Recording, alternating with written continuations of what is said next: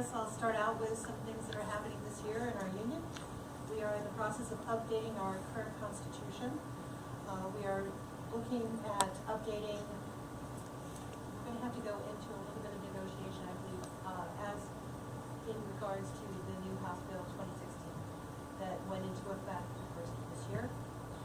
Some things that we feel we need to negotiate and at least talk to the district so that we make sure that the implementation of that doesn't cause undue stress in either direction, in making sure that we have people in place to do their jobs or covering for those jobs, as there are new opportunities provided through House Bill 2016. We are going to continue to work with, of course, human resources. We haven't completely backed out to each location in the district yet to go over with our staff the number of changes, well, not a number, but a few good changes to the contract amendments this year. And I'm looking forward to completing that with Chelsea.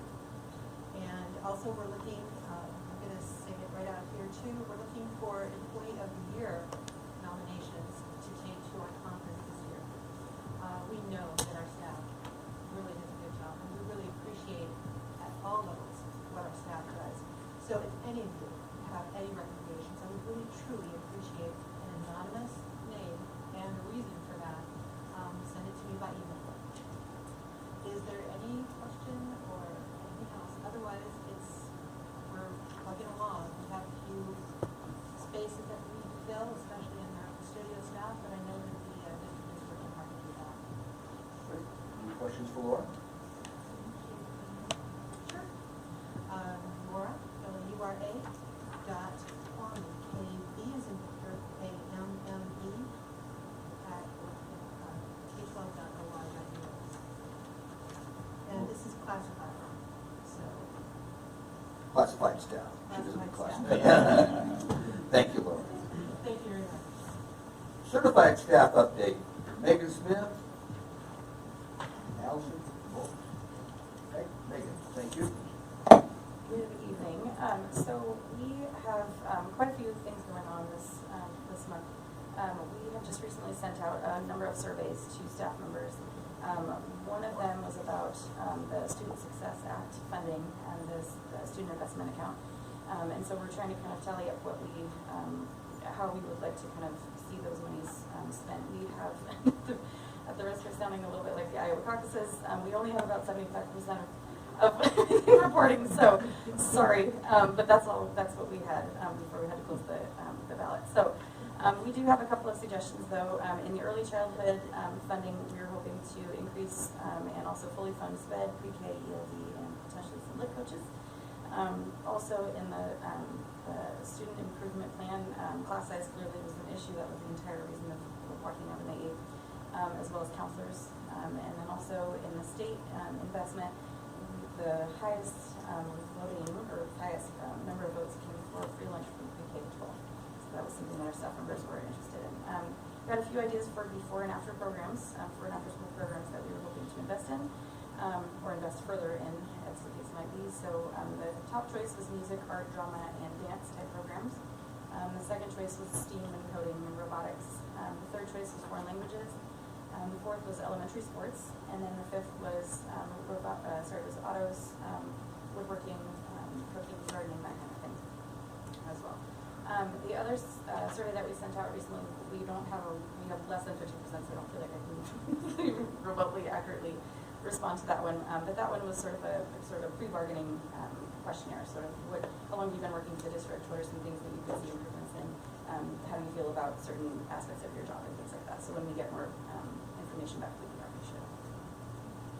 Thank you very much. All right. Our citizens agenda. Okay, we moved on beyond that.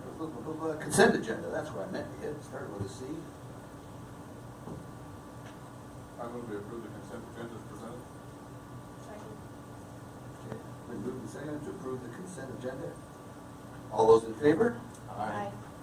Opposed? Abstained. Very good. Consent agenda is done. Okay, now we're going to move on. In the front row over here, I have 3 members of the Clackamas Education Service District, our partner in education. Helps us in a lot of different areas. Jada, Rubley, and John Iman, and Wade Byers, right? Very good. You're going to sit here and enjoy the show, okay? Thank you, John. Good evening. Chair Anderson, board members, thank you very much for having the ESD come tonight. For those of you that are newer board members, I wanted to do just a quick review of why we're here. Every year, the ESD provides services to the local districts in Clackamas County. It's called the Local Service Plan, and it needs to be approved by each and every board, and our board members have for many, many years come out to the local board meetings during that time.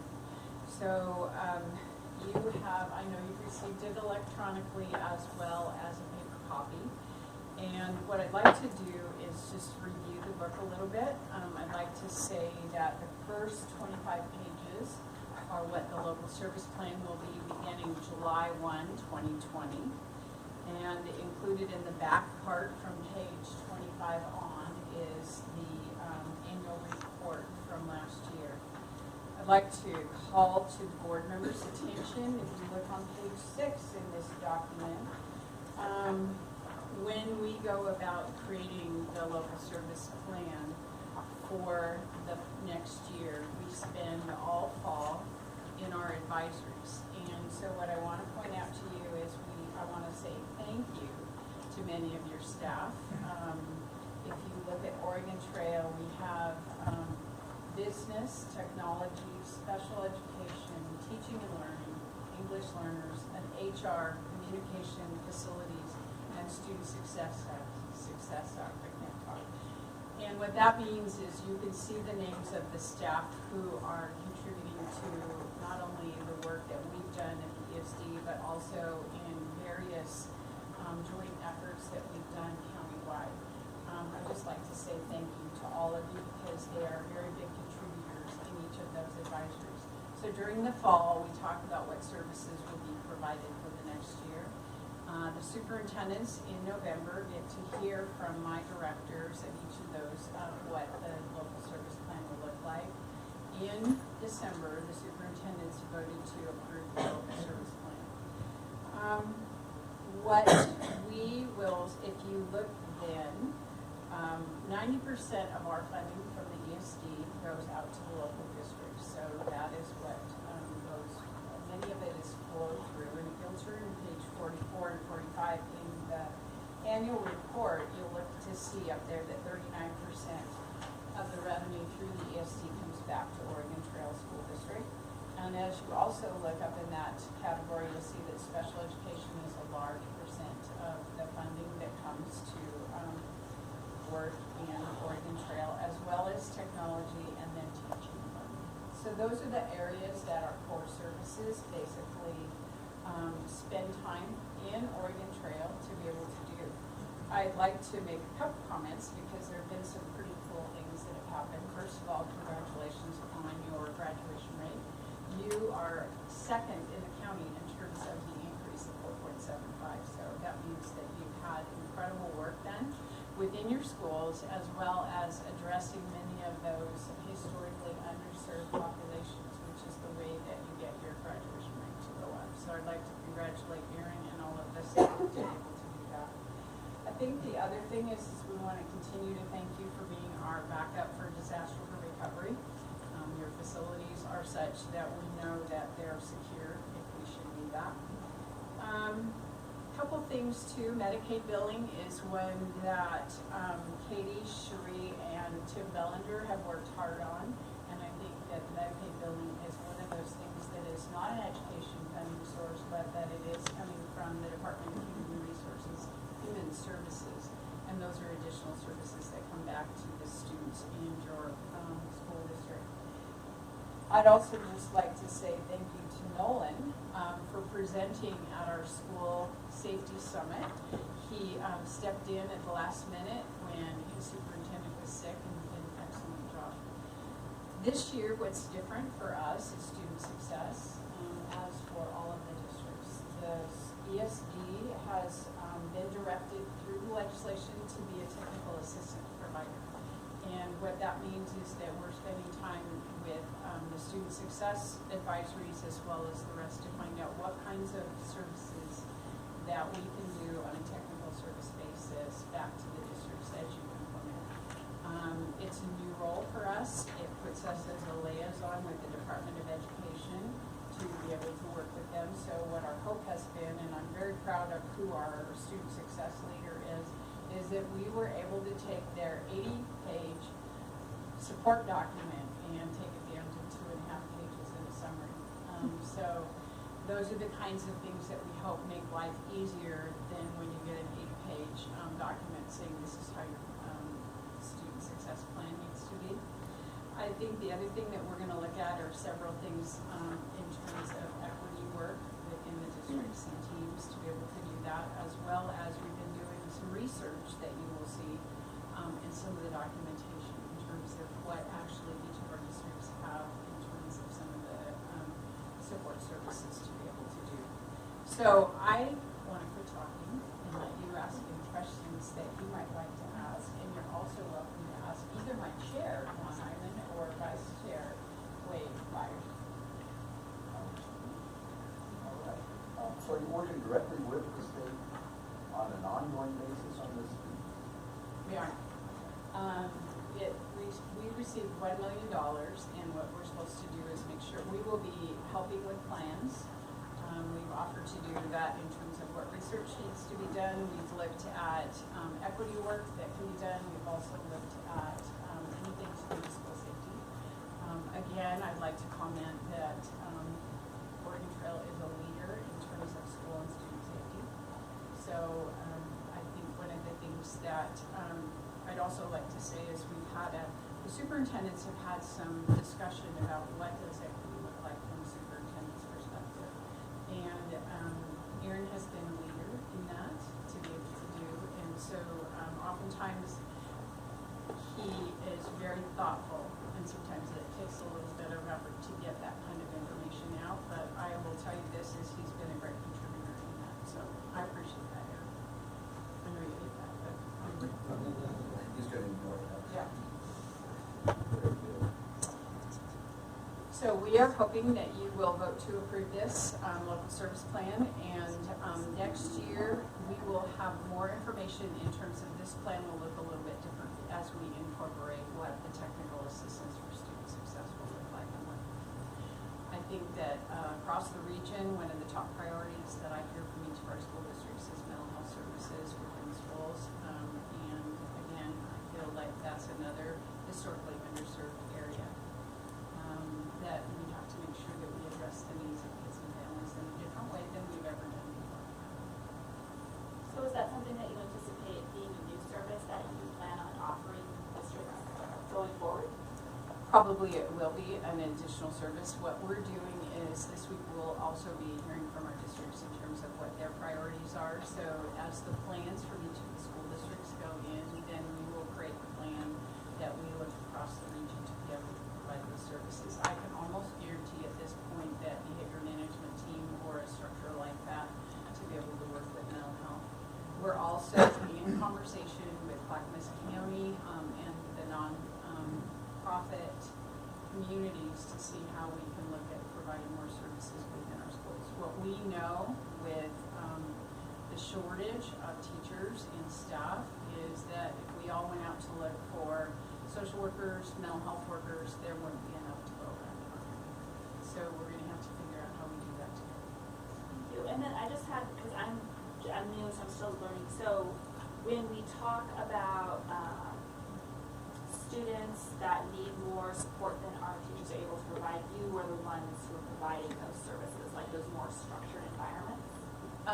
We have the special education that are probably the ones that have complex and abilities, so probably the more difficult kids to serve. We also run a countywide day treatment program called Parent Creek. So all of the districts, as they need and they're not able to support those kids within their schools, we have that service available on a contract basis. We do not provide mental health or those kinds of things because we feel like those are best addressed at the local level. Great. Yes? Any further questions? Mr. Chair, Chair, I move we approve the Clackamas CSD local service plan. Okay. I'll second it. Okay, motion's been made and seconded to approve the Clackamas DSD service plan. Any further discussion? All those in favor? Aye. Opposed? Abstained. Thank you. Thank you, Vernon. Thank you very much. I still want to know about the raincoat. Okay? Told you it was the wrong coat today. Okay. All right. Keep the sun out. Budget Committee member appointment. Kim Bellinger, you have been busy. Mr. Chair, Board, I'm pleased to announce that we have received 4 qualified applications for Budget Committee. Varying terms, we have 4 positions open. Varying terms that were open, previously indicated for a variety of reasons. I say 4 qualified positions because we actually, for I think the first time since I've been here, we had 1 non-qualified application, which was a parent who had a student who was a fluent student. But the parent did not reside within Orangeville School District. So according to your school board policy, they have to actually reside in the district to qualify for Budget Committee. So that said, what I've recommended here for the 4 folks who got their applications and background information is to appoint them to the longest terms based on the first come, first served. So the first people that applied got the longest terms. That's how I chose to assign them, rather than go through a laborious process to try and match up. That seemed to make the most sense. It's the longest term. So that said, we're looking forward to the board's acceptance of these folks so that I can get a workshop scheduled just with them, so I can give them a little orientation about what makes us tick from a budget perspective, and then lead towards our first discussion, which is that kind of state of the union fiscal perspective on March 3rd. That's your first year That is our board workshop. workshop. So that's a time when we kind of set the table, if you will, before we put out the budget proposal, which is where we've been, how we did this year, and what we anticipate what it was. Which, because of the student investment account, there's probably more activity going on in the budget that's different this coming year than Thank you. Mr. Chair, I move we approve the Budget Committee member appointments as presented. Second. Okay. Motion has been made and seconded to approve 4 Budget Committee members to the term designated here. Any further discussion?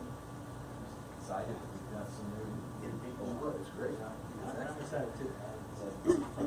Yeah, thank those people that are in the room in advance for your contributions. Thank you. Okay, motion's been made and seconded. All those in favor? Aye. Wait, I have a question here. Sure. So somebody is currently an employee of the district? Oregon Trail School District Educational Assistant Substitute? Is that something that is allowed? I frankly didn't see that. I don't think it is. Which person was that? It was, Ms. Hanley. Okay. So, basically, we would have to go back and make the statement that she wouldn't be able to substitute for anyone. Just during that period. So then should we put that one on hold then for the next one and then just approve these other 3 then? Well, it's possible that if she won't stipulate to that, then she would prepare to decline and be back to the end rather than hold off. Good point. So are we good with that? So, approve pending. Yeah, for pending the stipulation that she basically qualifies. Okay. She would not be able to substitute for the district or the term board member. Is that fine? That work? Oh, yeah. And she's. What I'm sure I just. I know She's it's actually cool. appointed for the short term, so it will only be through June 30th. Okay, yeah, you're right. So, okay, very good. Can we to let us know on that. Yes. Okay, so amending that to the discussion we just had, all those in favor of approving the board members as shown, with the exception of one member not substituted for the district during her term. All those in favor? Aye. Aye. Opposed? Abstained? Thank you. Thank you.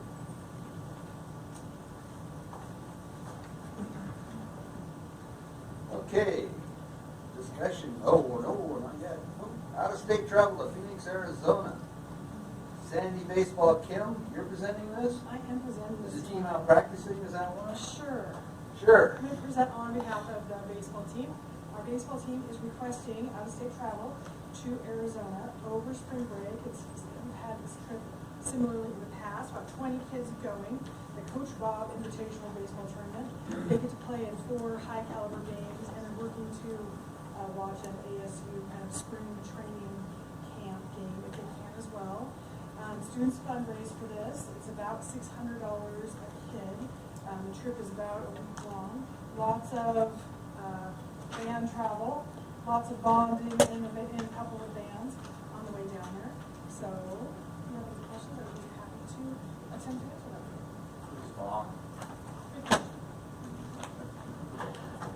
From Arizona, I don't know. Now, Baseball player? it is, I'm not going to pretend I know that. All right, yeah, I think this trip's been going on for as long as I can remember, or something similar to it. Obviously, the weather has a tendency to be a little better down there this time of year than ours. Absolutely. Uh-huh.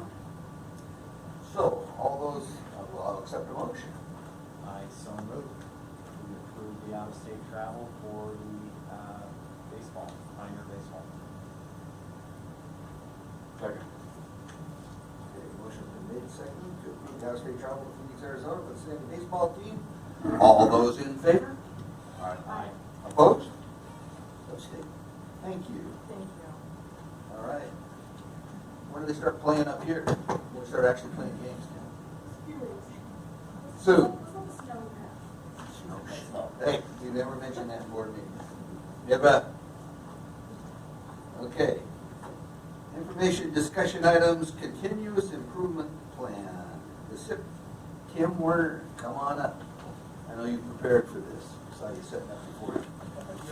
I want to make sure, I do have some data I'll review kind of at the end, but in the board packet, we did get confirmation that the Department of Education did approve our SIP plan that we submitted. So you'll see we identified 3 goals.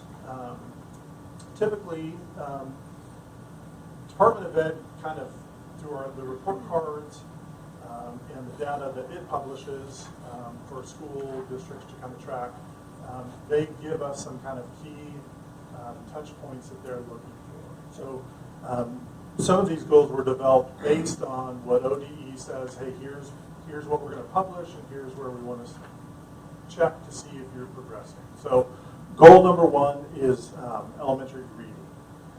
So also keeping in mind, we've got elementary schools, middle schools, high schools working on a number of different projects, a number of different initiatives. In your SIP, they don't want you to list all 50 things you're as a district doing. They want you to narrow down, like, what are going to be your kind of 3 key focus areas. So elementary reading is one of the goals. So our goal was set for the district will increase literacy proficiency, grades 3 through 5 by 6% over 3 years, using the Smarter Balance Assessment.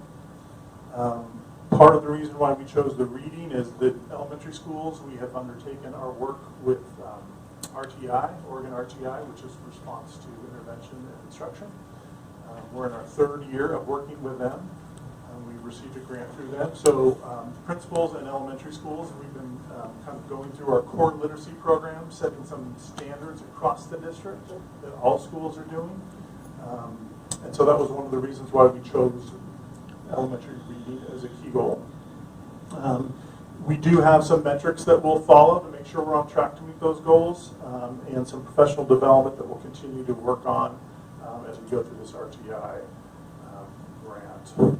Goal number 2 Again, this is another one that the state has identified that they want to monitor, and that's 9th grade on track. And what they mean by that is they want to ensure that by the end of the 9th grade, are freshmen on track to graduate. So currently it's 24 credits to receive a high school diploma. So they want, their definition of on track is have students earned a quarter of those credits by the end of their freshman year. So have they earned 6 credits? So this, the metrics we're going to kind of identify the subgroups, special education, economically disadvantaged, some of those student groups that may be struggling a little bit, we're going to kind of zero in on and check in to make sure that they're progressing, to make sure they're on track. We look at attendance rates for 9th graders to make sure that they're attending. We're following up on those that are considered chronically absent. And some of the strategies we're going to do is coordinating our middle school transition programs, making sure that we're getting the kids ready for high school when they leave middle school. And also, I put in here leveraging student investment account funds to help lower class sizes at the middle school. Right now, our class sizes are really high. We've got a lot of students in the middle level. So we're going to kind of leverage some of those to help lower those class sizes and increase supports for middle schoolers. Then the third goal is our 4-year cohort graduation rate. So I do have some data that I'm going to present here in a second about that. But basically, our goal is by 2022, we will increase our rate to 93%. And again, we're going to continue to develop our alternative program, blended learning alternative program. We kind of did some restructuring this year, working with the high school staff and administrators. We're hoping that that is a more structured and supportive environment to help kids that may not fit into the traditional high school program. And we're also going to leverage some high school success funds, also known as Measure 98, to help some increase in counseling supports. One of the interesting things, and I want to thank the ESD staff, when the legislature and politicians pass policy related to education, Oregon Department of Education then interprets that legislation, and 197 districts have to figure out not only what does the law and the legislation mean, but what does ODE's interpretation of that. And the ESD really helps us be that communicator and working with ODE so that they can get the information and then transmit it to the local school districts, which is a huge help. Because it's a lot easier for ODE to respond to large ESDs and not 197 separate school districts. So any questions on that while I plug in my computer and present some data? So if I'm reading this correctly, so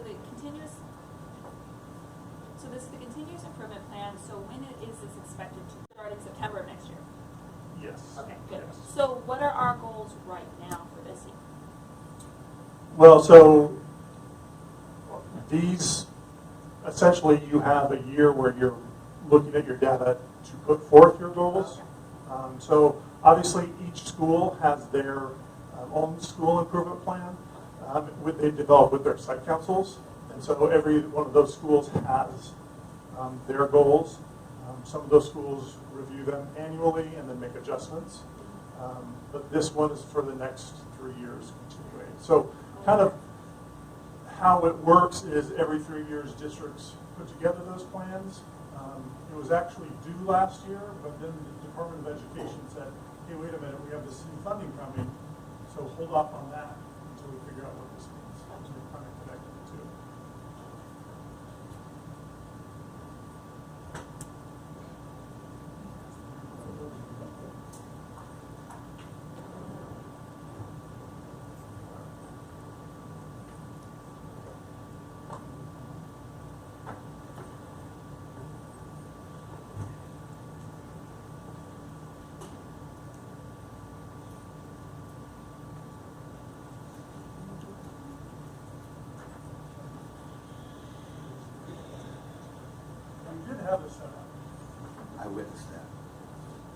Popcorn?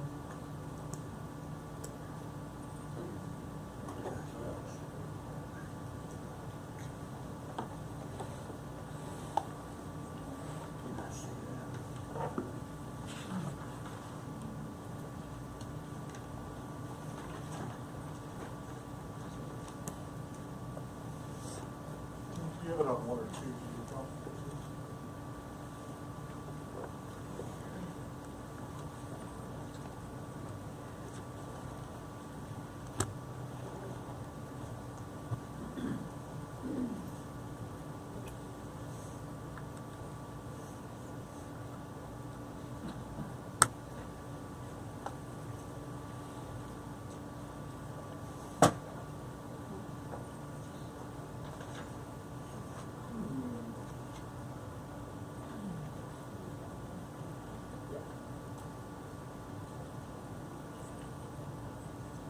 Don't see it connecting. Is that something you verbalize? I can, yes.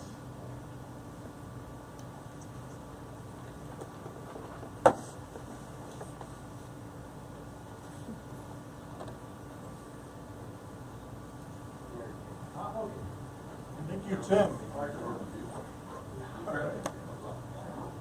So the data that I am showing here is kind of a 5-year trend, and it kind of connects to each of those 3 different areas that we're talking about.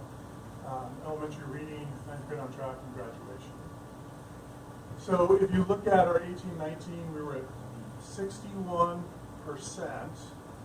for our elementary reading, which was an increase and the highest actually in the last 5 years. State average is at 51%. So this is obviously trending in the right direction, and some of that could be attributed to the work that we're doing around our Oregon RTI. We do keep an eye out specifically at the 3rd grade level. That 3rd grade level is the first time they take the Smart Balance assessment, so that's the first kind of standards-based data point that we have. So the black line is the state average, and you can see that for 18-19 we're at 58%, which was above the state average. So that's a metric that we'll be tracking, especially as we do our RTI work. The 9th grade on track, 83%, so meaning 83% of last year's freshmen finished their freshman year with 6 or more credits. This was trending a little bit less than the state average, which was 85%. So this is a metric that is part of the SIP and leveraging the SIA funds. We're kind of going to focus a little bit on middle school to make sure they're leaving middle school prepared for high school, and then working with the high school already has some initiatives in place around making sure that freshmen are successful. And again, we'll be looking at subgroup data too to identify which students are struggling and need more supports. So this is the graduation data. Looking at this is district-wide. So 5-year trend is up each year and rising faster than the state average. The black line again is the state average for each of those years.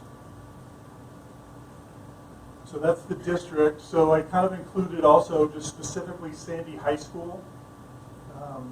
So this is all students. Over the 5 years, the graduation rate is up 19%. I rounded up, so 87%. So I think, Kim, correct me if I'm wrong, the Sandy High School data was 86.5, 86.6%. And that's the highest that it's been under this. Again, I have it, it says underneath there the cohort years. It's important to keep in mind how the state defines graduation, because it takes a look at your freshman class, and that's the cohort. And then it's going to track how many of those freshmen graduated 4 years.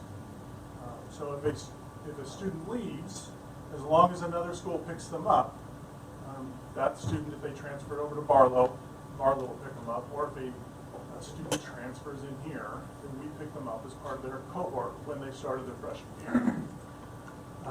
The difficulty that can happen is sometimes students leave and don't tell us, all right? They don't notify the school.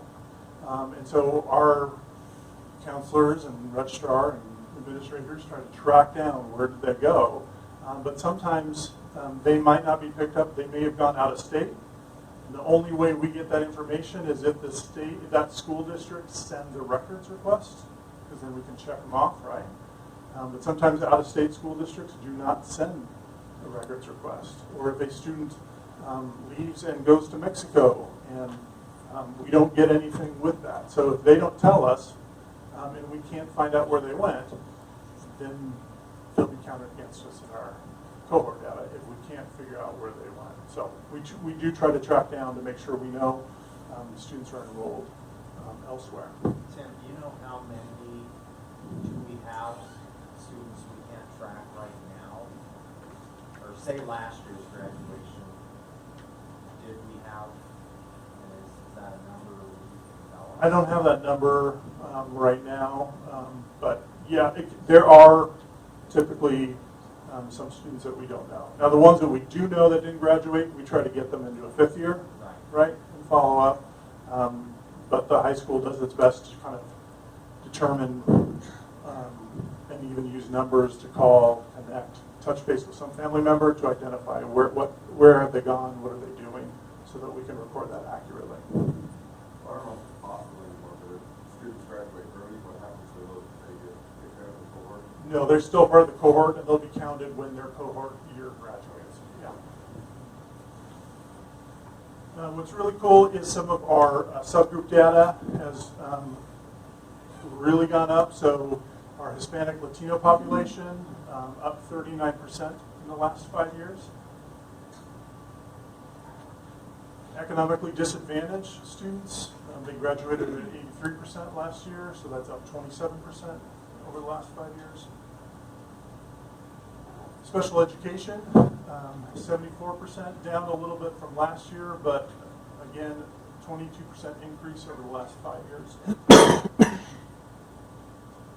And this is the biggest jump kind of we saw with what the state defines as underserved races and ethnicities combined, that group, 34% increase in the last 5 years, and they graduated at 88% rate last year. Which is, yeah, that's higher than the state. So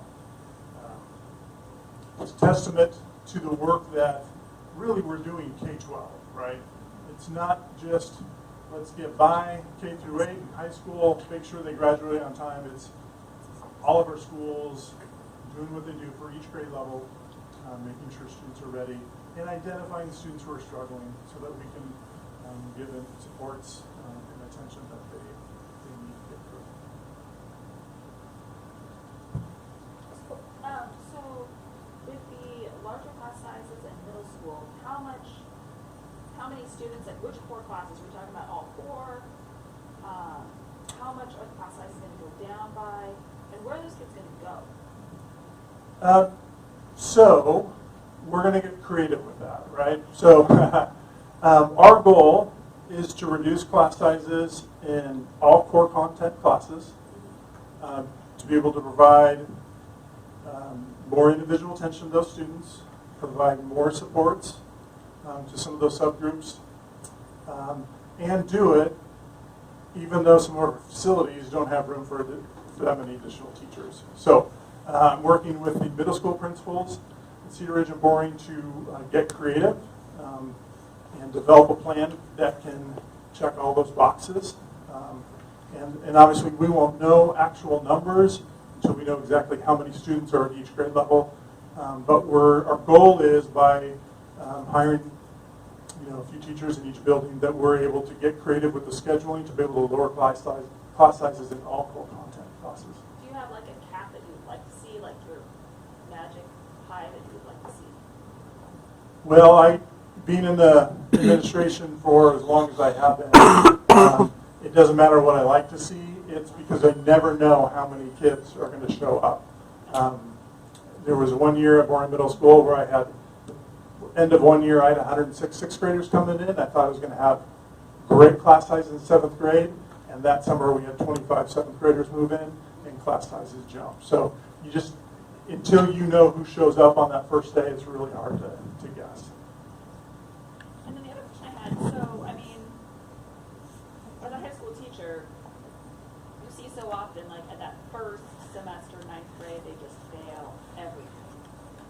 What do you guys, what do we do at that point? What are you guys doing when they fail everything?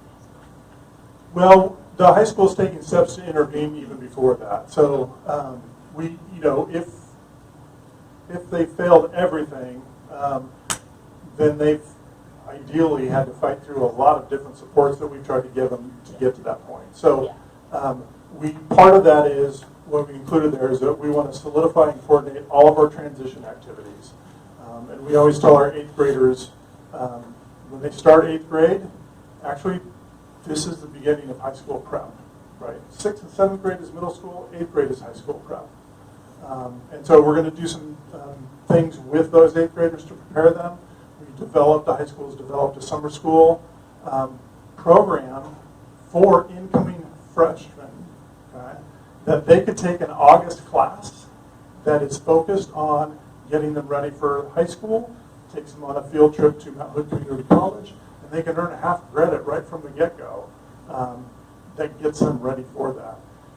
The high school folks have also worked with the middle schools to identify at-risk struggling students. They have a little freshman academy that students can, they'll be invited to join if they'd like to, and that gives them a little more structure and support that freshman year. So even before they start, we try to identify some things to get them off on the best footing possible.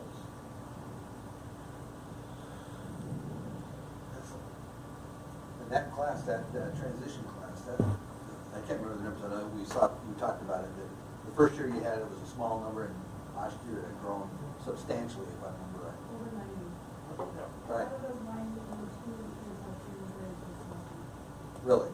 So high success rate with that. That's excellent. Any further questions for Tim? Real quick, Nicole, to your point about class sizes, though we don't know, we do have some contract language that speaks to class sizes. We work with our union on that. So when it comes to the high school, it's really the total of all their classes instead of just class by class. And we just do that for core classes. I don't know what the total number was, 160, do you know offhand? For middle school, 160.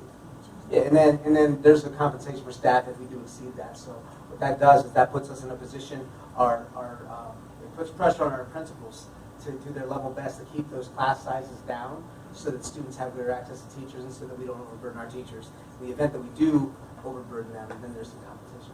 Then there's contract. Excellent. Thank you. Great presentation. Okay. Yeah. Announcements. February 27th, we're going to have a board workshop meeting right here at 6:30, and we're going to be discussing those surveys. Yes. Surveys out. Okay, March 9th, school board meeting right here, 7 o'clock. And March 12th, an OTA board meeting at 5:30, located at the OTA school. I don't think we have a need for any executive. No. All right, with that, this meeting's adjourned. Yeah,